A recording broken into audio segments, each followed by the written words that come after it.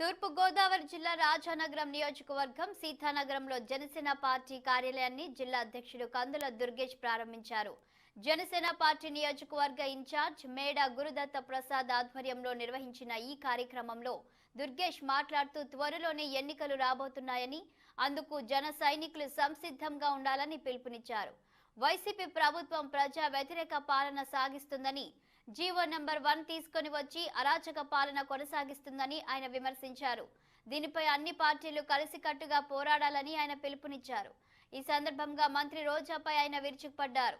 మంత్రి రోజాను విమర్శిస్తూ యాష్ ట్రేక్ ఎక్కువ, డస్ట్బిన్ కు తక్కువ అని ఎద్దేవా చేశారు.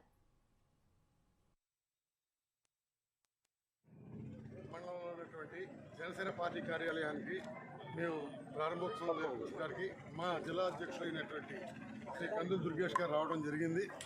ఇక్కడ సీతానగరం మండలంలో ముఖ్యంగా జనసేనని బలోపేతం చేయడానికి అన్ని విధాలా కృషి చేస్తా ఇక్కడ ఉన్నటువంటి జన సైనికులందరూ కూడా మరి ఇక్కడ కార్యాలయం ఏర్పాటు చేసుకుని ఇక్కడి నుంచి కార్యక్రమాలన్నీ కూడా ఒక రూపొందించుకుని జనసేనని బలోపేతం చేయాలన్నటువంటి ఆలోచనతో ఈ రోజున ఇక్కడ సీతానగరంలో మేము మండల కార్యాలయం జనసేన మండల కార్యాలయాన్ని ఏర్పాటు చేయడం జరిగింది. రాజానగరం నియోజకవర్గం ఇన్ఛార్జ్ శ్రీ మేడా గురుదత్ గారి యొక్క ఆధ్వర్యంలో నియోజకవర్గంలో జనసేన పార్టీని బలోపేతం చేసే దిశగా అనేక కార్యక్రమాలను చేపడుతూ ఉన్నారు.